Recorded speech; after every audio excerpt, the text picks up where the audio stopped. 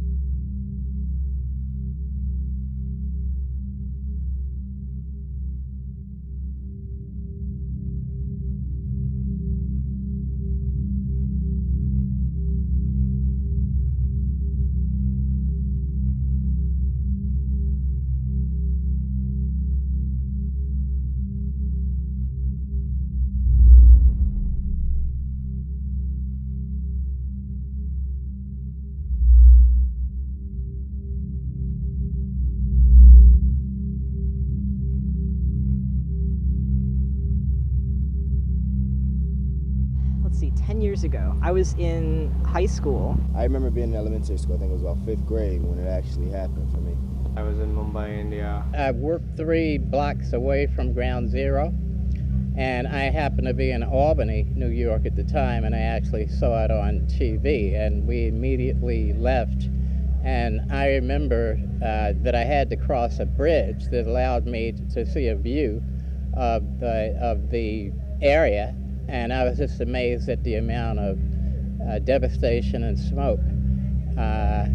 and the darkness of that smoke and the sadness that it immediately provoked when I saw it. I was coming out from a neighbor who gave haircuts, and well, everyone has that story. How it's changed, it got me to think about people and the unfortunate radicalism and terrorism that does go on in the world. Buildings go down with all those people in it, plus a lot of people that tried to save them. I was really almost devastated by that, since I thought back immediately to Pearl Harbor. Well, 9/11 is one of those events where we all remember where we were and what we were doing when it happened. It's hard to believe that 10 years have passed. A very large change in the way that the American public and the American media responds to certain issues after 9/11. I think it's also really provoked a lot of ignorance in people and just formed a lot of hatred, because people really don't know where to put their anger, so they end up misplacing it or projecting it onto people who are completely unrelated to the tragedies. I have been in the United States since I was 12 years old. I have never felt out of place until 9/11. That was the day that has changed my life. For me, it's been a constant reminder, as a Muslim in particular, a constant reminder to practice this faith and to practice it as it should be, and to focus on its essential principles of peace and goodwill towards people. And every year that 9/11 comes around, I'm always reminded of And I that. just remember everything getting quiet and radios and everything turning on. I mean, you think when you're young, you don't really pay attention to things. And I mean, you know something's wrong, but it's kind of like you don't feed into it that much. Over the years growing up, through high school and now in college, you see a lot of difference as you walk around. Paranoia between people, Arabs, etc. It's a lot of, kind of like segregation, when it comes to people from Pakistan and Afghanistan now. They made reference to turbans and racial slurs that about Bin Laden, and they're your cousins of his. It just there were a lot of incidents that I mean there's so many incidents that happened that these kids felt. In a way, we had to change our fashion and how I was raised over here, and then I had to make a point that this is what I had to pretty much defend my religion. Before that, freedom of religion was prized in this country, but now it's under attack. In terms of how we view people, I think that changes your perspective, unfortunately, because I think people are basically very, very good, and we don't ever really get that. So kind of stop watching TV and things like that. It's horrible, just sensationalizing negativity. It's changed the world in so many ways. In some ways, it's brought people together and forced people to have conversations that weren't happening before, brought different communities together in certain ways. But at the same time, it's also been a very polarizing event, and it has moved people further and further away and caused levels of distrust and concern between communities that still need to be addressed even 10 years on, in some ways even more now than 10 years ago. They were like, you look what you've done to our country, and I was like, what did I do to your country? And they roll their eyes, and I was like, it's not my fault. There's some bad people in each religion. So then I just walk away from them. Unfortunately, the crime itself gets mixed up with the religious and ethnic backgrounds of the person rather than separating out the act itself. I think everybody feels a little more vulnerable. It doesn't matter where you're at. Every part of the world has felt the reverberating effects of terrorism. And I think that 9/11 was one of those times when suddenly the world became a relevant thing to me. I always felt like I was an American. 9/11, the day after 9/11, I felt alienated. I felt lonely. I cried. I just felt terrible. It's really difficult to remember how things were before, in a way. And whenever I do remember before, it kind of surprises me. But in a sense, whereas people who are more independent-minded, we understand that everybody has their own values, and everything happens for a reason. There's a reason that 9/11 happened. It's a reason that people woke up and decided to attack the United States. And people who are independent-minded, we have our own thoughts on it, and we're not dictated by what other people instill in us, that all Arabs are bad, Muslims are bad. Well, one time I was selling hats for a fundraiser at school, and this boy Jackson, he comes up and asks for a refund or a return. No returns were allowed, so I told him no, and he accused me of committing 9/11. These people are different from us, mistreat them, because in reality, they're all in the United States just as well as they're outside of the United States. So, and they work just as hard as we do. Yes, actually, on 9/11, before 9/11, I didn't wear my hijab. And after 9/11, I felt the need to wear my hijab. And then once I did wear it, I felt people looked at me differently. They didn't know why I wore it. I felt like I needed to wear it for protection. Because it's made me really realize my mortality and just how vulnerable we are as human beings. They were either afraid of some unknown fear. So I see this in an environment of fear that has developed after 9/11. But it should also be sort of contextualized historically as one of a series of events. Like, it obviously was not the first terrorist attack that took place in the United States. What Muslim people are practicing in their beliefs, that that it has nothing to do with 9/11 and very, very far from being anything violent. It's exactly the complete opposite. Just terrorist-filled religion, just hatred towards it, and they don't know nothing about it, So, after that, after 9/11, it just changed Islam. It changed the way of views on people. Islam is not that way, It's a beautiful religion, and you shouldn't just listen to what people say about it, and don't believe all the hype. But I'd say that to them, that this is what Islam means. Islam means give life, not take life. So there's been this kind of opening, this kind of explosion of questions and inquiry on the one hand, and then on the other hand, it's been very difficult for Muslims, for many Muslims to travel, to maintain aspects of their faith and feel safe. I am from Tennessee, which is one of the places where there's a lot of debate even about the right of Muslims to practice their faith, or even to build masjids, or build mosques. So those things are all a part of and are a legacy of 9/11. And now sometimes I wonder if what people say to me is really the truth. This underpinning fear in the environment, in the culture, is eroding us as a nation and as a country, and we must overcome this with our confidence and our values. I think it starts by coming to grips with the fact that we are all different for a reason. It should not be remembered as an event Muslims did, because not everybody did that. And there are bad people in every religion. World focus that should have been freedom has become security, and security and freedom are always competing in a state nation. As our soldiers come home from a war that we didn't endorse, I think that we should help them more, and I think that kind of has changed our perspective on things. What are we fighting for exactly? And it's like just invisible, like the seen and the unseen. It's just invisible. And what is the purpose of it? Unfortunately, that's not the way our Lord wanted us to feel. We were supposed to trust our brothers and sisters. And I feel many people are segregated now more than before. The United States of America has certain values.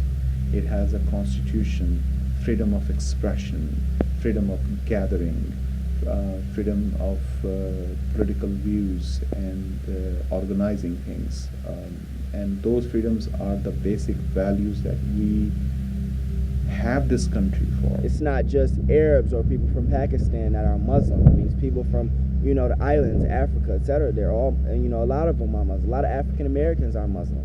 So, it's really, I know a lot of people that's Muslim, and they're normal just like I am. I don't look at them because, people, from Iraq and Afghanistan attacked the United States, so you're a part of them, because they have their own mindset just like those people did.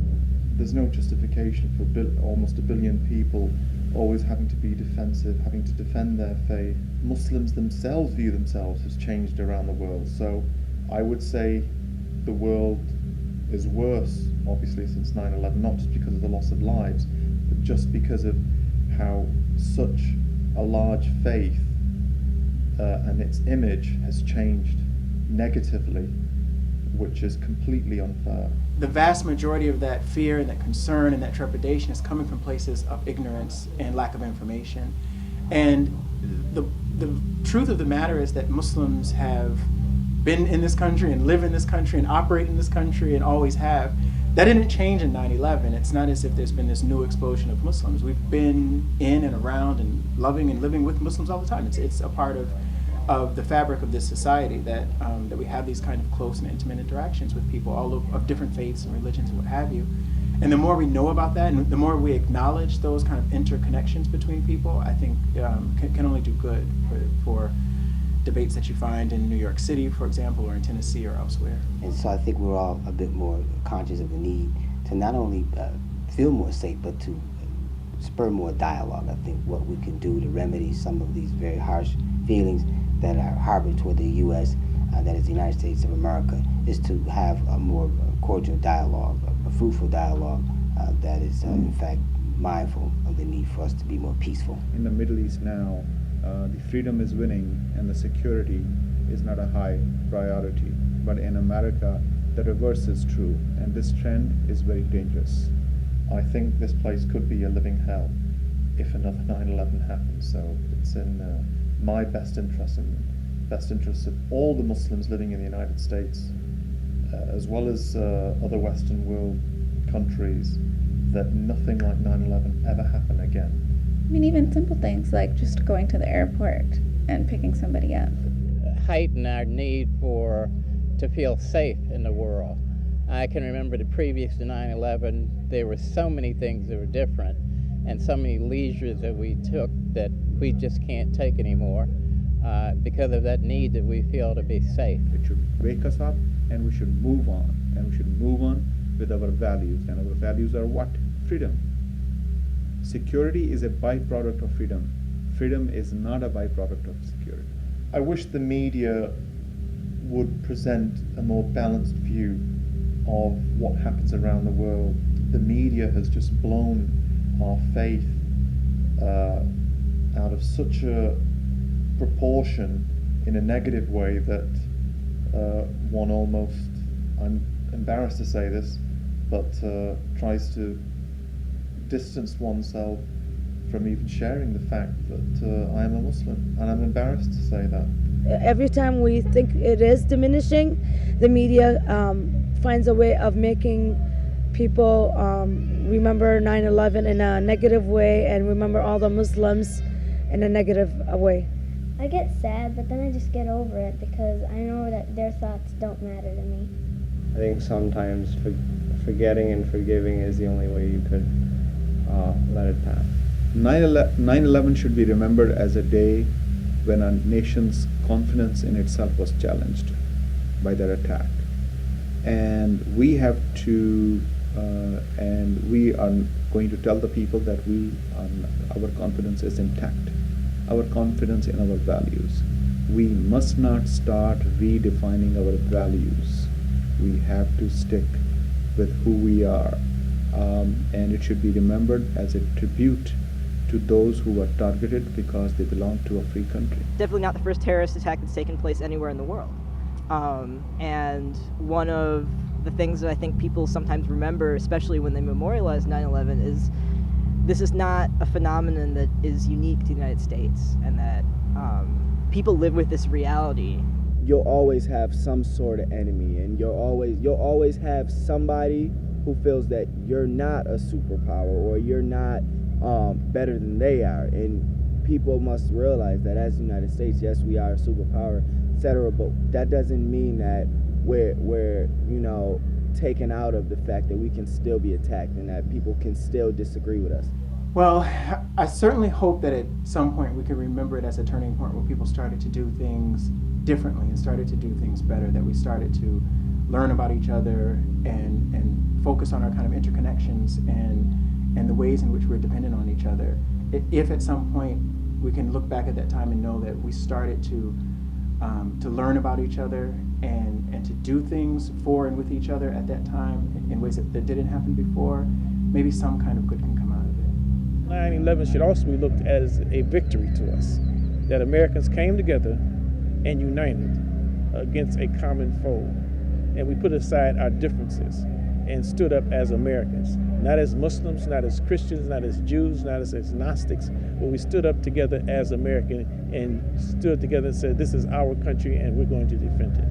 And that's the biggest lesson, I think, out of 9/11 is that we have to find the good people on Earth, and there are many. We have to find the people in our communities that we can work together and get to know. And I know it's enriched my life, getting to know a whole new group of people that I never even imagined that I would get to know, and it's been wonderful. The United States of America, I think, will be remembered as a nation that uses this as an opportunity to try to re-establish what's important to us. So that means not only being a leader of the free world, but also being a leader as far as making our land, our nation, our land more secure. We all should share love and understanding and not put people down.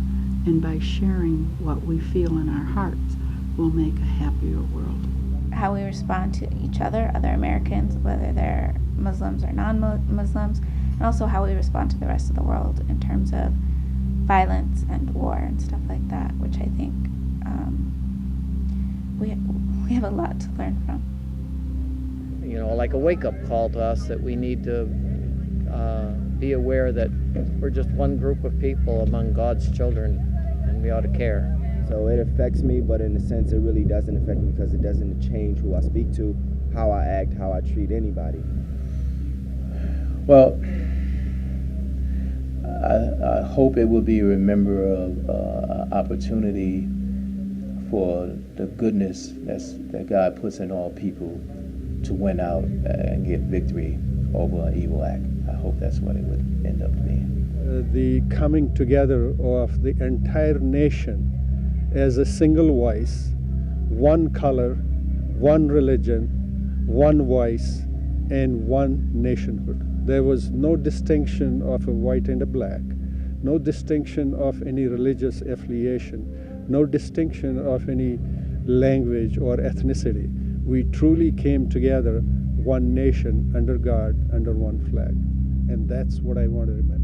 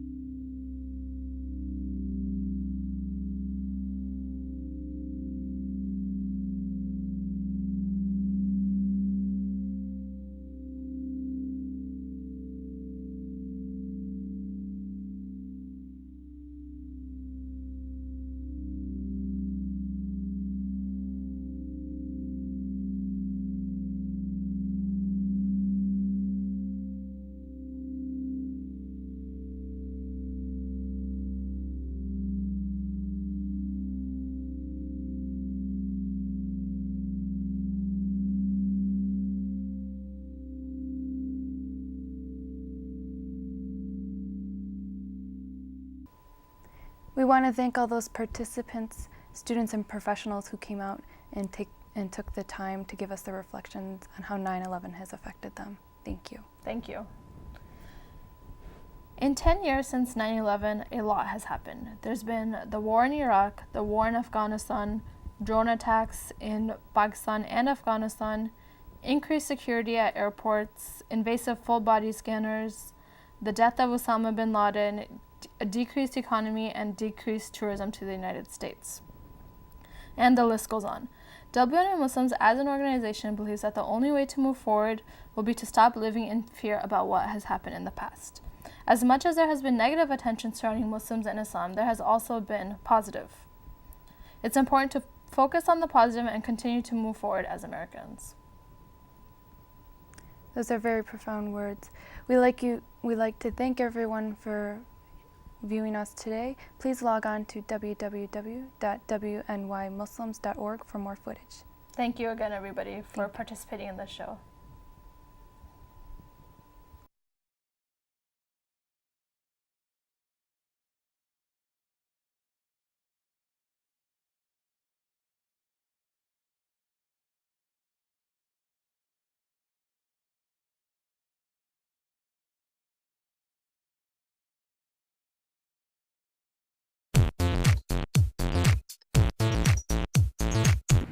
We are Western New York Muslims. We use WesternNewYorkMuslims.org to be connected. For reviews on the latest restaurants and movies. To use Western New York Muslims Classified. To sell my old school books, DVDs, and old clothes. To have a place to expose those who are intolerant of Islam and to commend those who portray it correctly. To increase my deen or faith. To learn more about the Prophet Muhammad, peace and blessings be upon him. To find great information on Islamic scholarship funds. To have open dialogue with Muslims and non-Muslims in the community. For the prayer time. To ask an imam important questions about my faith. To learn about Islam. To be updated on births, deaths, and marriages in the community. To find great support groups that guide me as a new convert to Islam. To be informed about the latest upcoming events in the community. To find great local halal restaurants and food markets. For helpful information for new residents of Western New York. And to express yourself creatively with blogs, articles, pictures, any sort of multimedia you want. If you wish to become a user to get connected to the community, please register at www.wnymuslims.org. Connecting communities through diversity, awareness, and service. We hope this website is useful and encourages the community to stay together.